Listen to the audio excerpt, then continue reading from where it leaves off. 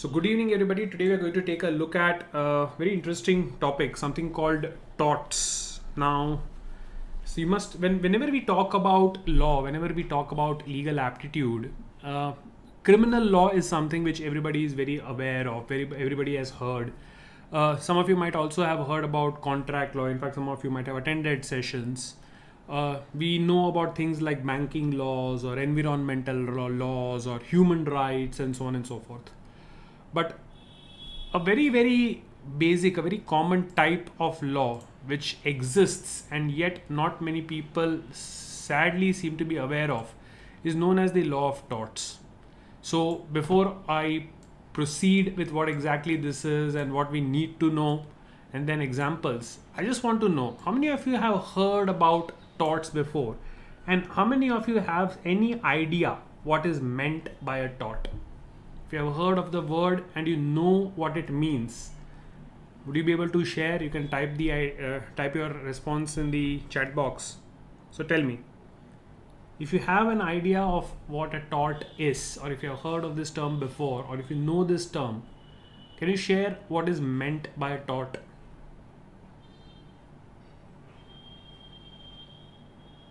Some of you say you have an idea. Wrongful act leading to a legal liability. Okay, I've got a very serious sounding definition. Wrongful act leading to a legal liability, or an act that amounts to a civil wrong or legal liability of a person. Okay, now all these things that you're mentioning, one simple thing, if a tort is a wrongful act leading to a legal liability, then can you tell me what is a crime? And is a tort different from a crime? Because as far as I know, I can also say a wrongful act leading to a legal liability is a definition which fits crime as well. A crime is also a wrongful act. Even that leads to a legal liability, right? So can I just say that a legal liability of a person is a tort? Isn't it? Crimes also involve the law. Crimes also involve liability on part of the person, right? Okay, someone says something that is not in statute but legally correct or incorrect. If something is legally correct, how is that a tort?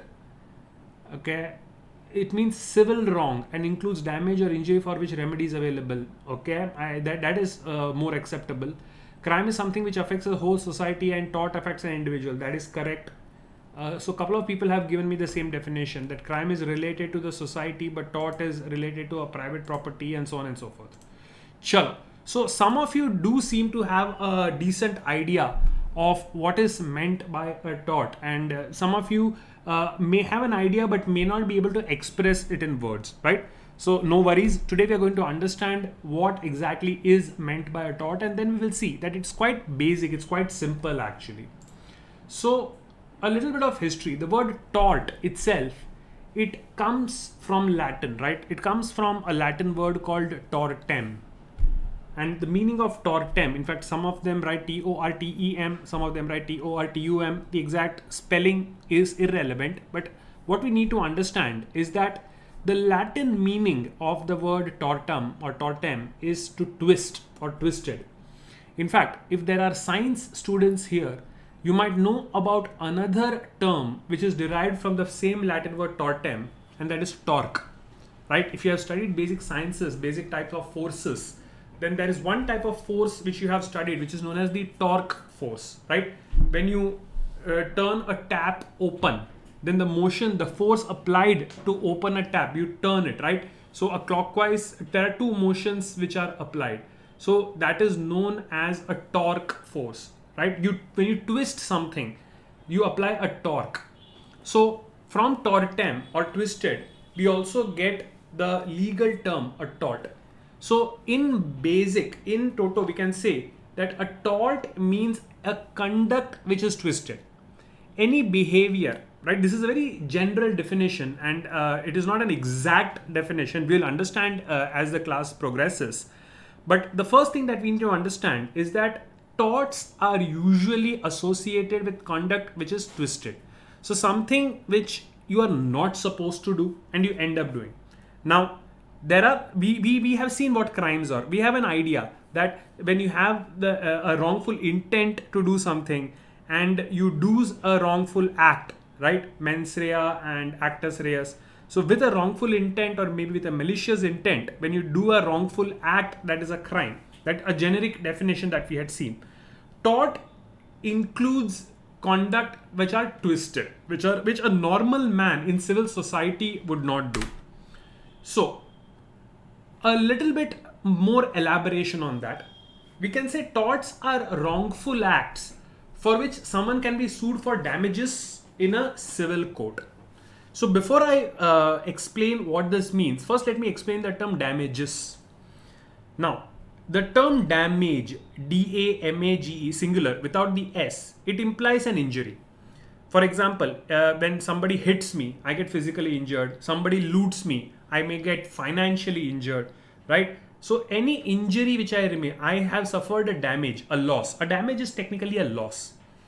But if I have suffered a loss and the person responsible for causing me the loss is now ordered by the law to give me compensation, that means the person is now paying me damages.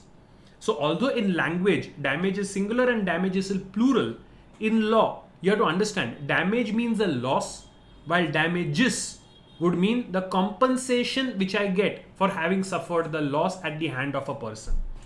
So the difference between crime and that is criminal laws, criminal cases and civil cases is when an act is deemed to have been done against the society at large. When the society in general is affected by an act, right, that usually falls under the definition of a crime. So let me give you a few examples. Supposing there is a murder which has taken place in the society.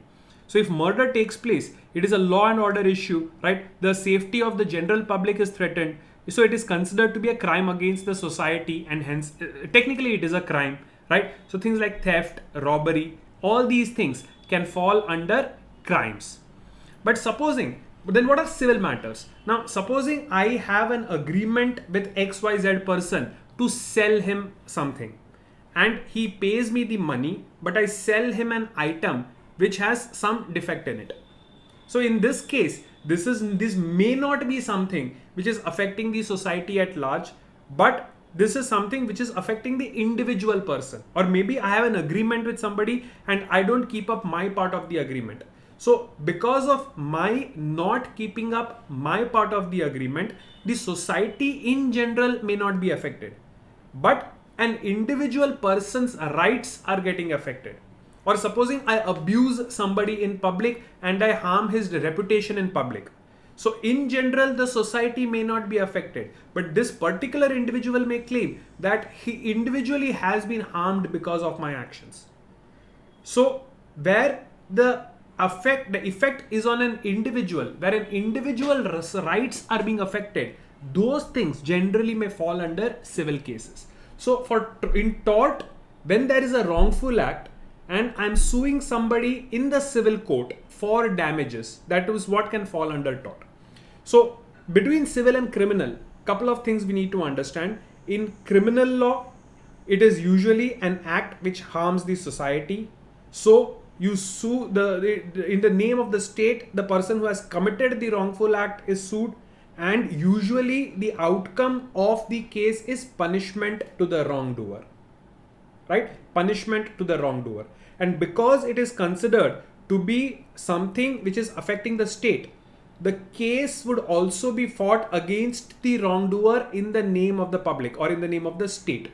So when you see a case where it is the state versus XYZ or the Union of India versus XYZ, those usually would be criminal law cases. Reason being, it is the state, right? And when I say state, don't think of state like Gujarat, Goa, Maharashtra. State means the body, right? It could be the country, it could be the authority. So when it is a criminal case, usually the prosecution, the accuser, the prosecution is the state, and the person who has done the wrong and against whom the proceedings will further will be the defendant, the accused, the defendant. Whereas in a civil case, the two individual parties are the plaintiff, the person who has made the complaint, and the defendant, the person against whom the complaint has been made. So again, I repeat, in criminal cases, it is usually an act which is affecting the society at large. So the case is fought by the state against the individual, and the outcome of such cases is usually punishment to the wrongdoer. Whereas in civil cases, usually it is affecting the rights of an individual. So the cases are between individuals, and in this case, usually the ending of the case, the result of a case is compensation to the person who has suffered a loss. Now, we do not have to know right now what falls under criminal law and what falls under civil law. We do not have to know that right now. And it is not black and white. There can be certain instances where for the same thing, you can also have a criminal case and you can have a civil case. Although the way the case will be fought will be different, the outcomes can also be different. But right now, what we need to remember is that it is not black and white. Things which are under criminal law may also fall under civil law and vice versa. What are these? Beyond the scope of studies right now, that is what you'll be learning in law school, right? So in this, are we clear? Khushi, yes. The definition of state is according, the word state, it is defined, right? It is defined in the constitution. Defendant, respondent, Rishit, yes. Appellant, plaintiff, yes. Okay. So a tort is a wrongful act for which somebody can be sued. Now what we need to understand is that tort laws, it's basically for civil wrongs which do not arise out of contractual duties. If there is a formal contract between individuals and someone violates a contract, then clearly under the contract law, the case will be fought. But supposing there is something between two parties and it is not a result of some contract, then the law which can help in that civil type of case could be under tort laws. What we also need to understand is, while things like the constitution, the criminal law, contracts, all these are written, tort laws is not something which is codified in the form of a written law.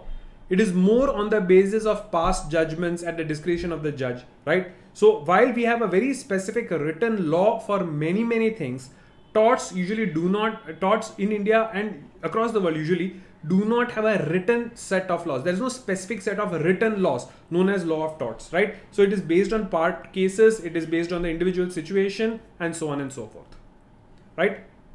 It's not a loophole. It's not an oral tradition.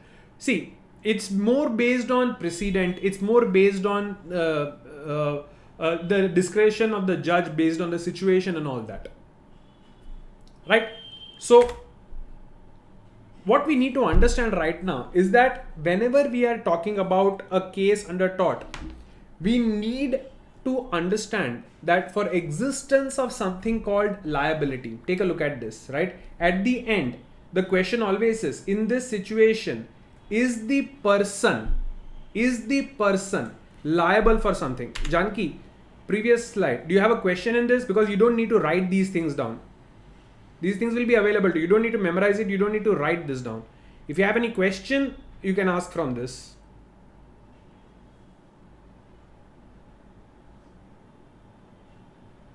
Janki, if you have a question, you can ask. You don't need to write this down. You just have to understand things. You don't have to write any of this down.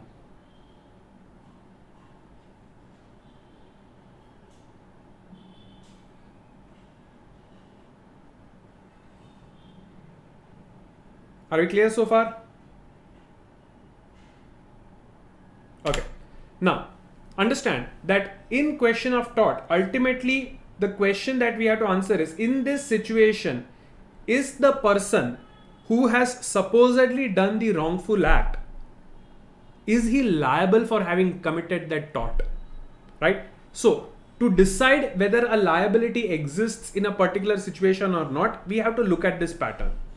First, identify, was an act done or was there an omission of an act? So first let us understand the basics and then I'll give you all different type of torts which are there. But hold on, hold your horses. First, let me give you the basics of what torts fall under, right? So the basic pattern, in fact, I want you to write this down. I'll give you a minute. I want you to write down this pattern and we can take it ahead from there. Hello? Sir, I'm middle of a class right now. Could you give me a call after 6:45? Sure, thank you. Okay, so let's understand the basic pattern here. Okay, first there has to be an act or omission of an act. What do you mean by this? Act means what? Either you have done something which you are not supposed to do, or omission means you were supposed to do something and you did not do it. So act means something you did and locha hua. Omission of an act is something I was supposed to do and I did not do it. For example, when supposing I'm driving a car, right? Then I'm supposed to make sure that the door is properly locked. When I'm driving a vehicle, I'm supposed to make sure that the door is properly locked before I drive it. But supposing I don't lock the door properly, and when driving the door flies open and somebody gets injured, then because of me not performing the act of properly closing the door, somebody got hurt, right? So first take a look at it. Was there an act done, or was there omission of an act which was supposed to be done? Once we have identified this, identify, is there a fault in the way the act was done? Fault means there is we understand that there is a standard way of doing things, right? We understand that there is a standard way of doing things. Now, the way the act was done in this particular situation, or the way the omission was done in this particular situation, was there a fault in the way this particular act was committed? Third, identify whether the victim, and I use the word loosely, but whether there was a protected interest of the victim which suffered a damage, right? It could be a physical damage, it could be a financial damage, it could be a legal damage. We'll take examples of that. But right now, what we need to understand is the general basic pattern, and understand this is general, right? It is not 100% compulsory, but in general, if an act or omission is committed with a fault in the way it is done, because of which there is some damage to the protected interest of another party, then we can say that there could be a liability. To understand this with an example, supposing it is given that Ram drives his car carelessly with the result that it mounts the pavement and hits Bharat, causing Bharat personal injuries. Is Ram liable? So here I want you to identify the things. What is my act? What is the fault in the act? What is the protected interest? And what is the damage to that protected interest? So Khushi, yes, damage literally means either of actual harm, or, so like I said, it could be a physical injury, it could be a financial injury, it could be a legal injury, right? So damage literally means that. Okay, so let's understand. We had seen that there must be an act. Let's go step by step. What is the act in this particular case? What is the act in this particular case? Driving, correct. What is the fault in this particular case? The fault is careless driving. Now, what is the protected interest in this case? Bharat is the person, but Bharat's right to safety. Practically any person has a right to safety. So Bharat's right to safety, can I say, is the protected interest? And is there any damage which has occurred to this right to safety? The injuries which were caused to him definitely damaged his right to safety. So act, yes. Fault, yes. Protected interest, yes. Damage to the protected interest, yes. So having matched the pattern, we can say, as Ram was driving the vehicle in a careless manner and Bharat's right to safety was injured as a result of this faulty act, Bharat definitely is liable. Basically, it means Bharat is at fault, right? So Bharat is liable. Now, Rishit, understand, there has to be an act and there must be a fault in the act, right? Driving is the act. Driving is the act. The careless method or the careless way in which he drove was the fault, right? Sorry. So the liability is Ram's liability. I stand corrected. Bharat is the victim. So it is Ram's liability which exists in this case, right?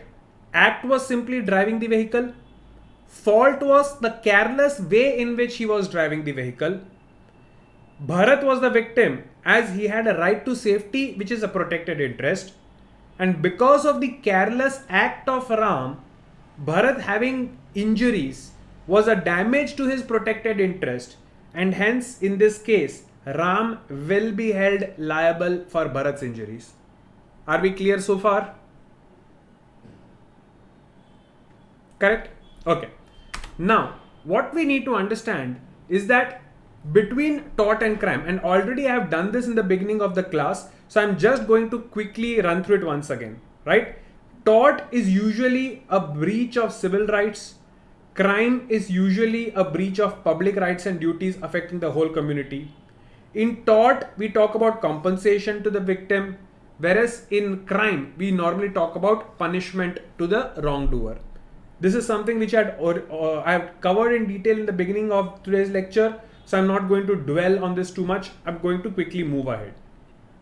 Okay.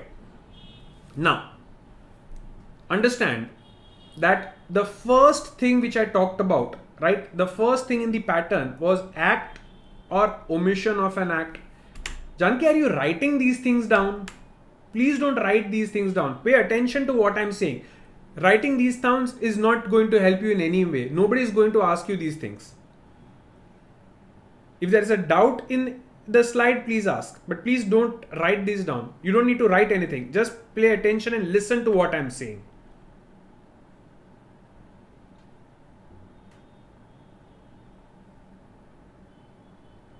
Shall we move ahead?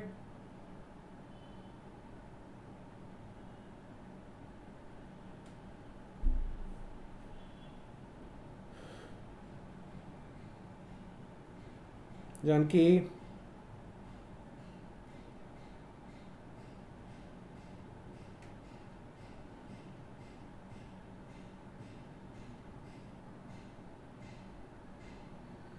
Okay guys, I'm moving ahead to the next one now. Okay, so we started with the condition, the pattern of a tort, where the first thing we said that there must be an act or omission, right? Which means there must be something done or omission of something which was supposed to be done or not. So this clearly means that we cannot include acts which are beyond human control or which are entertained only in thoughts. If an act has indeed taken place, but it was not something which was in the control of the person. In fact, it was not in the control of any human being. For example, there was a sudden earthquake in an area where nobody knew that there would be an earthquake, or there is a sudden tsunami somewhere, right? So these things are beyond human control. Or for that matter, if I'm thinking bad thoughts about somebody, right? Only in my mind, I am abusing somebody. Then in either of these situations, I cannot say there is anything happening. So for a tort, there must be an act. Something which is beyond human control cannot be here. Something which is only in thoughts also cannot be taken as an act, right? So omission generally means that you cannot be punished for something you have not done. And there is an old joke which will help us understand, right? There is this student, teacher को जाके पूछता है कि teacher अगर किसी ने कुछ ना किया हो तो क्या उसके लिए punishment मिल सकती है? Teacher says no, you cannot be punished for something which you have not done at all. So student is very happy. Yay, thank you teacher, I have not done my homework today. Right? So it's like that. Omission means what? You are supposed to do something, and if that you do not do, then obviously you can be punished for not doing something which technically or legally you are supposed to do. Just remember, omission is like homework. So omission is not actionable. You cannot be punished for something which you have not done. But exceptions, like homework is an exception. So under torts also, if there is a duty for you to do something, and because you did not do it, somebody got hurt, then because you did not do something, you can be held liable, right? Depends on the situation. So the act and the omission. Now we are going to, before I go to this slide, I'm actually going to give you 3 situations and then I'm going to go to that slide. I'm going to give you 3 situations right now. First situation. Let us say that I am walking over a bridge. I'm walking over a bridge and there is a 3-year-old child walking along with me, and this 3-year-old child is my son. So I'm walking on a bridge with my 3-year-old child. My son slips and falls into the river. And I do absolutely nothing to try and save my son. Am I liable in this case? I'm walking with my 3-year-old son. My son slips and falls into the river. I do absolutely nothing to save my son. Am I liable in this case? It's simple. I am responsible for the safety of my son. Shrut, it is unexpected, right? I'm not saying it was expected. अचानक ही accidentally ही गिरा है. Of course, I did not expect my son to fall. My son accidentally fell into the river. But once I have seen my son falling into the river, I do not do anything to try and save him. Shrut, do you understand? Unexpected तो पहले था, गिर गया, but गिरने के बाद भी मैंने कुछ नहीं किया. Then in that case, will I be held liable? The answer is yes. It is my duty to ensure the safety of my son. And remember, this is a 3-year-old child. So it is my duty to ensure the safety of my child. And if I don't do that, I will be held liable for it. Right? Vansh, again, let's not get into introducing loopholes and making it a movie script. I'm hydrophobic, or blah, blah, blah. Nothing. Simple situation. I'm a normal individual. And understand, I did not say I did not jump into the river. I said I did absolutely nothing to save my son. Even if I'm hydrophobic, I could have shouted or something.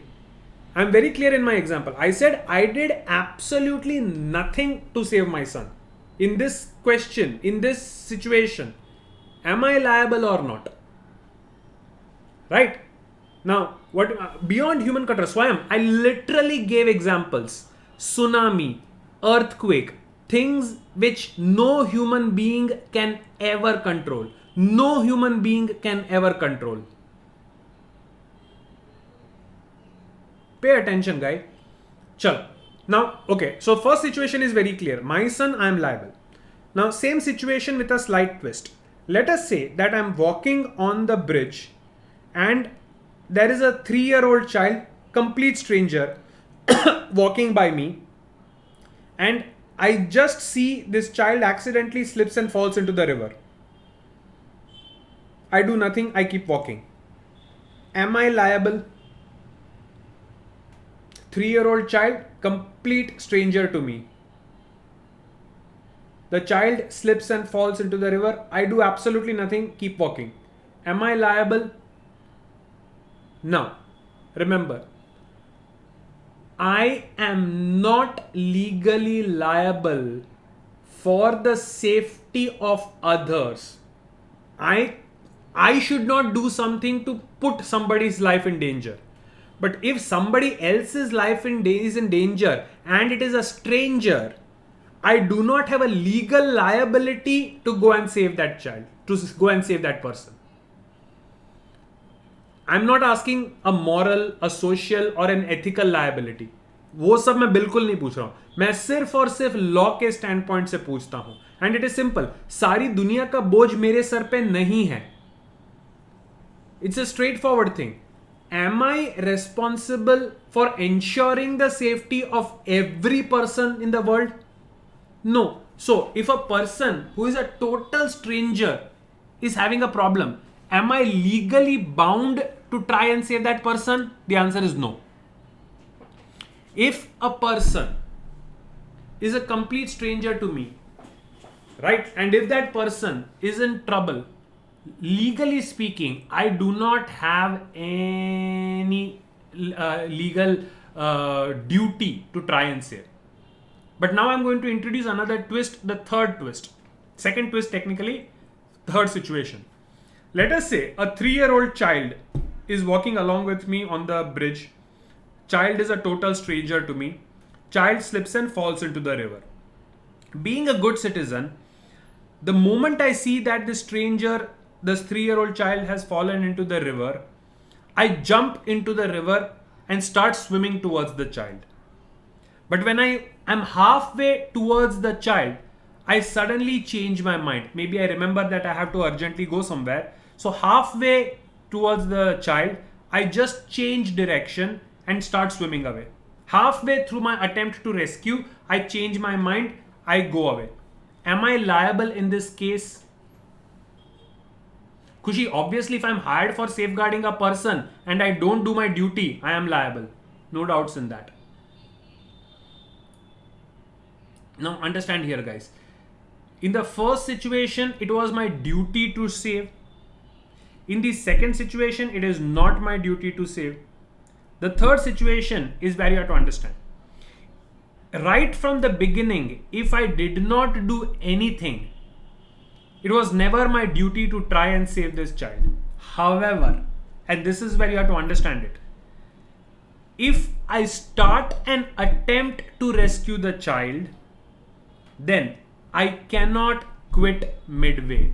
If I start to rescue the child and then if I do not end the attempt, then I may be held liable. Now here a lot of students are going to get confused. So let me clarify. It is the attempt which matters, not the outcome. Supposing I make my full attempts and save the child, तो I am a hero. Supposing I make full attempt but I'm not successful in my attempt, but I tried my 100%, but I was not successful, I am not liable. However, if I started the attempt and halfway through I just gave up, I did not even complete my attempt to try and save the child, then in that situation I can be held legally liable. To put it into words, this is what I'm saying. Act and omission may, where there is a duty to act, an omission may create a liability. So a failure to rescue a drowning child is not actionable, but it is so where the child is one's own. I do not have a legal duty to try and rescue every drowning child, but if the child is mine, it is my legal duty to try to save the child. Then a person who voluntarily commences or starts the rescue cannot leave it half the way. If you have started the rescue attempt, you cannot do it half-heartedly. You do it completely and you are not successful, that's not the issue. But you start the rescue attempt and you don't finish it. If you quit halfway through the rescue attempt, then in that situation you may be held liable. And I think the logic is also pretty easy to understand. Supposing I did not even start the attempt to save the child, it is possible somebody else could have attempted. But supposing I start the attempt to save the child, other person who was thinking of rescuing may now see that I have started the rescue and may go away thinking, okay, ये बचा लेगा, मेरी कोई जरूरत नहीं है. So technically, by starting the rescue but not finishing it, I may have lowered the child's chances of getting rescued. I'm not saying this is the exact reason, but it could be a reason. So या तो पूरा करो या तो बिल्कुल मत करो. There is nothing in between. Right? So Vansh, simple. Point 2 वही है. Supposing बच्चा पानी में गिर गया है, I jump into the water and I start swimming towards the child. But I have only reached halfway near the child when suddenly I think, oh, I'm getting late for my meeting. So I turn and swim away. So I started the attempt to rescue the child, but I did not complete it. I left it halfway through. So in this case, I may be liable if there's an injury to the child. Do you get it? Now, what if my child is in a position where it is impossible to rescue him? Then will failure to rescue him be legally wrong? Again, Anmol, it's a very, very loosely worded question, right? It depends upon the exact situation. So there is no one answer fits all here. Suppose it can be successfully argued that there was no way that any reasonable person could have rescued or even made an attempt in that situation, then I may not be liable. So it is very situation specific. Impossible to rescue. If it can be proven that there was no way any person in my position could have done anything to rescue the child, then in that situation, my omission of the act may not be considered to be a liability. Do you understand that? So again, it depends on the situation. But if it is proven that the omission of the act was something which any person in my situation would have done, there was no other choice, then obviously there is no liability.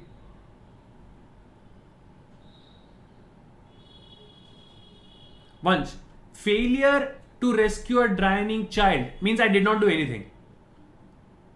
Failure to rescue a drowning child means it did not do anything. Right? And the last point, a person may be under duty to control natural happenings on his own land so as to prevent them from encroaching others' land. Basically what it means, whatever happens naturally on my land, any part owned by me, it is my responsibility to see that others are not injured by it. For example, supposing I have a big coconut tree on my land, right? If a coconut falls from the tree on somebody's head, I can be held liable for it, right? Because the coconut tree is on my land. Falling of a coconut from a coconut tree is a natural happening on my land. So if it falls, even if it falls outside the compound, it is something which is my responsibility. If I keep, let us say, a bull on my farm, and the bull jumps or escapes from the farm, goes into the neighbor's property and destroys something there or harms someone there, then in that situation I am liable. Why? Because the bull was on my land, it is my duty to keep it under control. If it harms anyone else, it is my liability. Supposing I have a water tank on my land, and the water tank breaks and the water floods the neighbor's house causing damage, it is my liability. Why? The tank was on my property. It is my responsibility to ensure that it does not escape from my property and cause any sort of damage to someone else. Do you understand the final point here?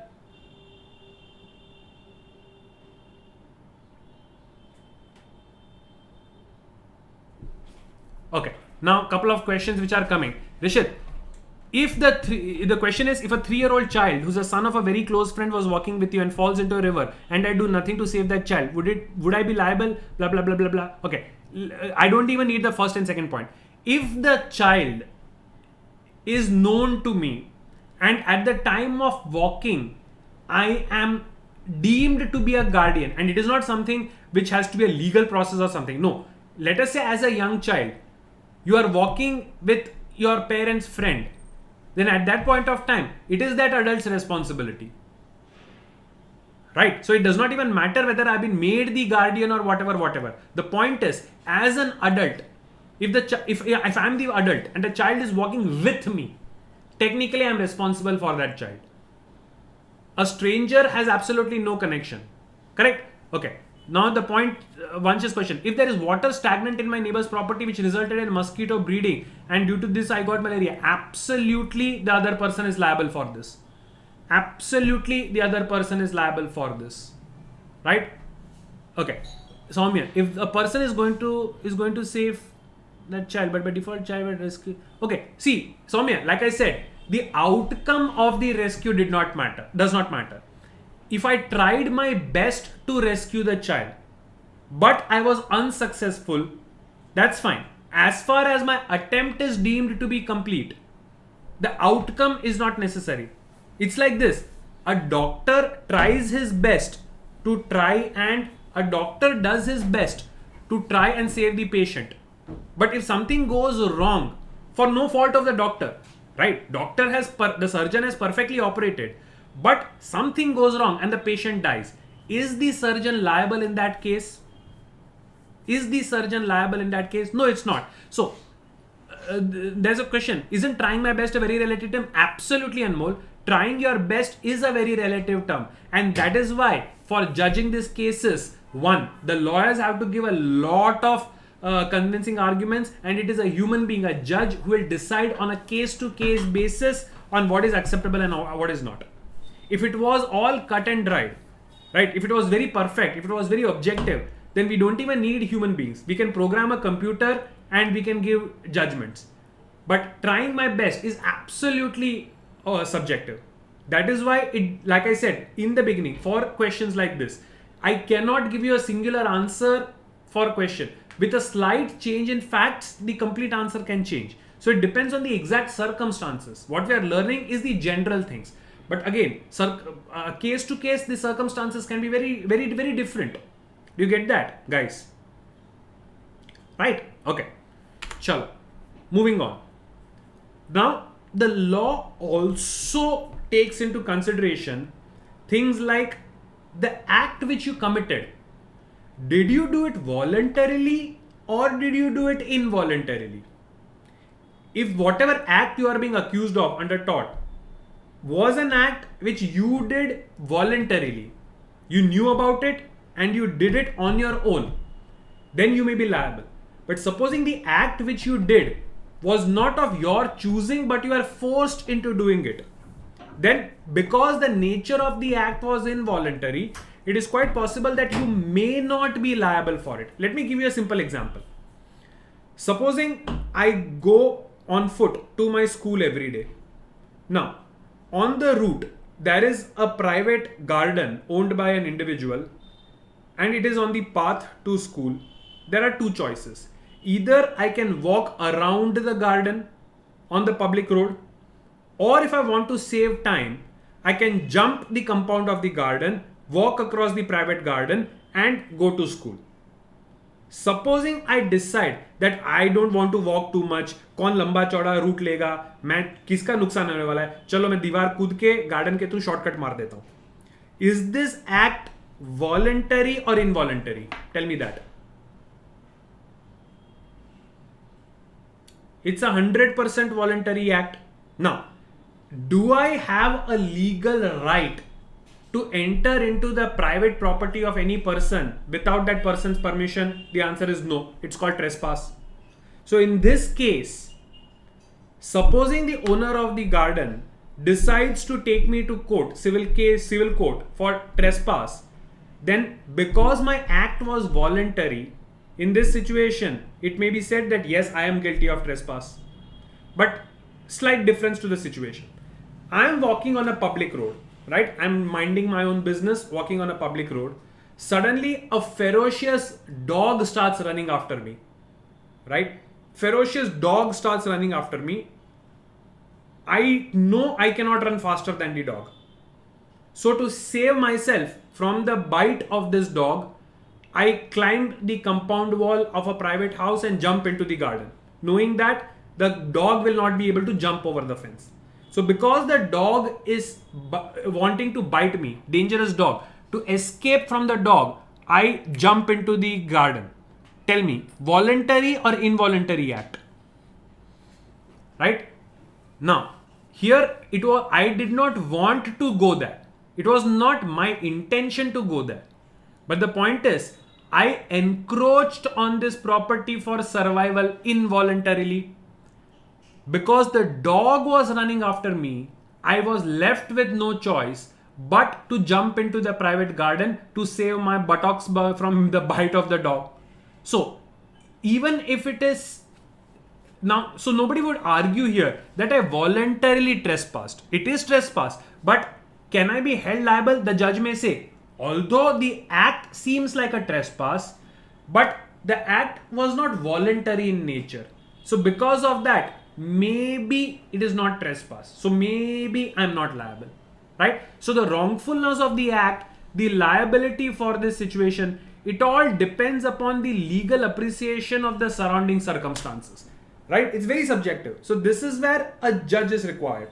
Depending on the proof of facts of the situation, it is up to the judge to decide whether it should be considered to be a voluntary act, in which case I may be liable, or it can be deemed to be an involuntary act, in which case I am not liable.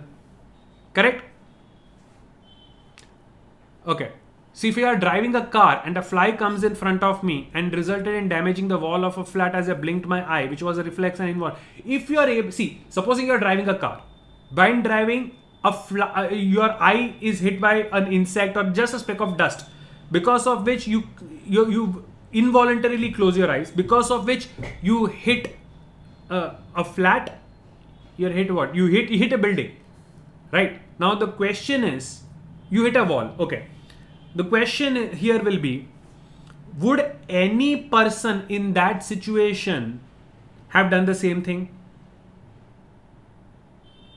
Second, why are you in such a position that the moment you close your eyes, you are hitting a wall? But chalo, jokes apart, if it is proven that you did not violate any rule of driving, you were not driving fast, you were following all rules, you were driving as a normal, reasonable man would, and it was a purely involuntary action, if you are able to convince the judge, then there is no liability because it is an involuntary action. Do you get that?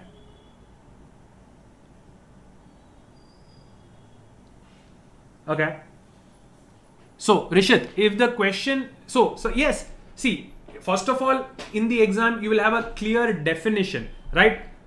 So I have a feeling that this part will definitely be given, that an encroachment for survival may be involuntary and the wrongfulness of the act depends on the situation. So if this is the principle or part of the principle given to you, and the basic facts say that to save myself from the dog I jumped into the compound wall, is it equivalent to a tort or is it trespass? And if it is given that encroachment for survival, which is involuntary, is not it does not lead to liability, then yes, my answer is I'm not liable in that situation. Right? I'm not liable. Okay. Legal appreciation. So legal appreciation literally means, does the judge accept that legally it is voluntary or legally it is involuntary? Is a judge willing to accept that this was voluntary or involuntary? That's called legal appreciation. Is the judge convinced of what you are saying? Depending on how the judge is convinced of the situation, the case will be decided. So basically it depends on a good lawyer. You get that?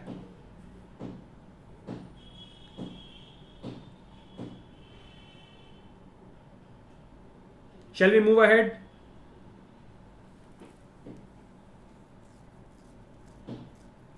Rishit, it's not a technical term. Legal appreciation, you just need to understand that under the bounds of law, is a judge willing to accept the argument?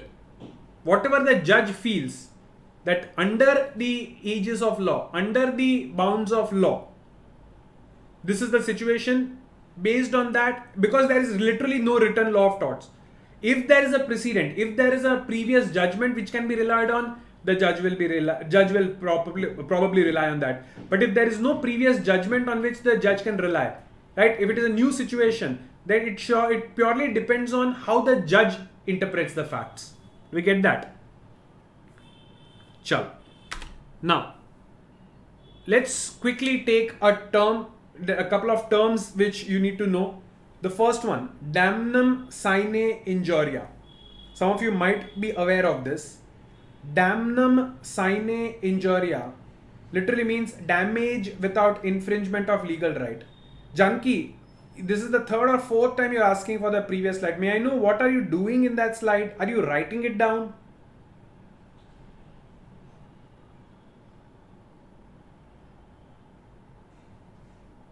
Infringement is harm. Infringing upon the right is dakhal dena. Literally is dakhal dena. But infringement of right basically means that your right is being harmed in some way.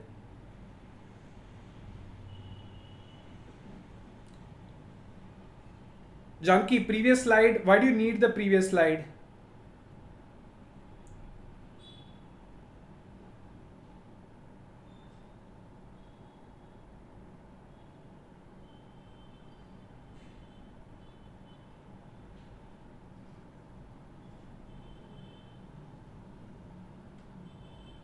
Kush, yes. Okay, let's understand damnum sine injuria. This basically means a damage without infringement of legal rights. Kush, I've already started giving questions of the new format on the app. Have you attempted those? Check it out. I've already started doing it and I'll keep adding more. Okay. So let's first understand a situation. In fact, I'm going back to the previous one. Damnum sine injuria. Supposing I have a fruit shop, right? I sell fruits and I sell my fruits to all the customers at a proper rate. Another person, he decides to open another fruit shop right in front of mine and he sells the exact same fruits as I do, but at half the price. I sell fruits at some particular price. The other person opens a fruit shop right in front of mine and starts selling the same quality of fruits at literally half the price. Now, obviously, if you're getting the same quality of item at half the price, you definitely would go to the person selling it at a cheaper rate, right? So, obviously, all my customers go away to the other person. My business is harmed. Now, legally speaking, is the person who has opened a shop in front of mine liable for anything? Janki, hold on, I'll show the slide at the end of the class. Let me complete this, then I'll show it at the end of the class. Right? Guys, so if somebody opens a shop in front of mine and starts selling at half the rate, let us say he intentionally does it to ruin my business. The reason why he's selling at half the price is because he wants my business to be ruined. Even in that situation, even if then the intention is bad, his act technically is not illegal. And his act technically is not damaging a legal right of mine.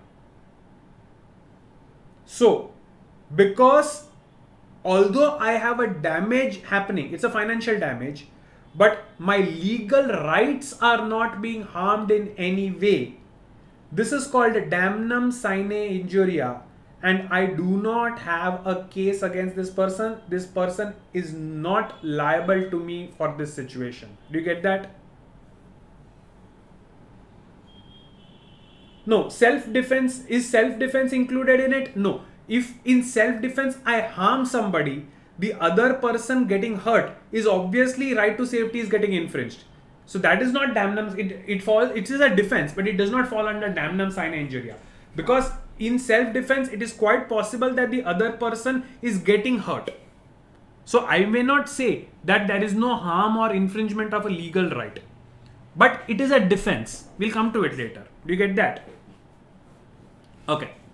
So damnum sine injuria is, even if there is an injury to somebody, as long as a legal right of the person is not harmed, there is no liability for the person doing the act.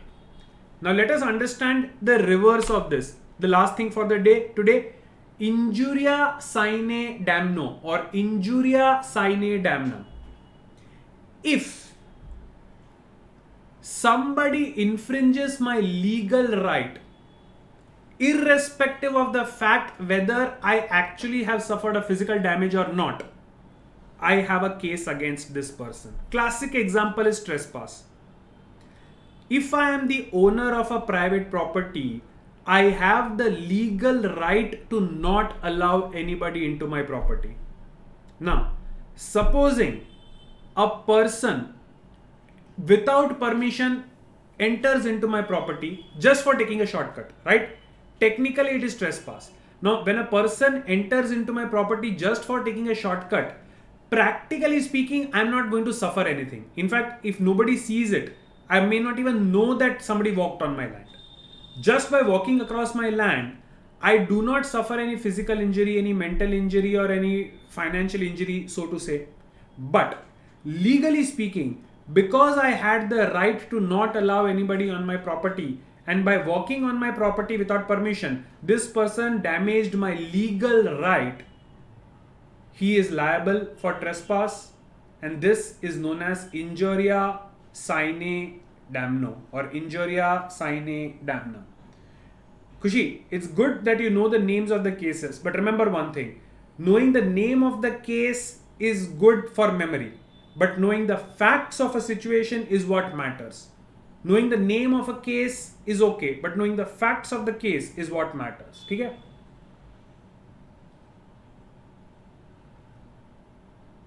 Chalo. Now let me give you another situation. It is election day, and on the day of the election, I go to the polling booth with all my ID card and everything to put my vote for XYZ party. The polling booth officer, the election booth officer, because he has some panga with me, he does not allow me to put my vote. Right? So although I have all my proper ID proof and everything and I'm registered, I am prevented by this election officer by voting on that day. Now I do not get to vote. The polling ends, the election ends. When the results are counted, it is seen that the person whom I was supposed to give a vote has actually won by 10,000 votes.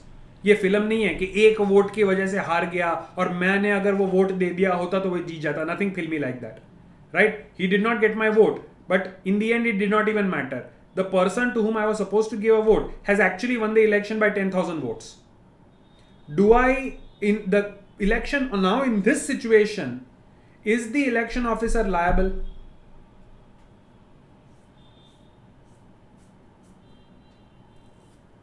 So, simple thing. Legally, do I have the right to cast my vote? The answer is yes. Legally speaking, if I have the right to cast my vote and this person for no legal reason prevented me from voting, that means he infringed upon my right to vote. And by not allowing me to vote when legally I could, he has caused a damage or invasion of my legal right. So although there was no damage to me, it was not as if my candidate lost. Right? Technically there was no damage, but legally speaking, it is injuria sine damno. So I can have a case against this person. The officer who prevented me from exercising my legal right will be held liable under the law. Are we together? Okay. So guys, we are ending at this point. We'll be continuing with the next. In case you have any questions, you can always hang around and ask. Right? In case there are any questions, you can hang around and ask. Else we are done for the day. We'll be meeting again tomorrow. Till then, have a good day. Stay home, stay safe.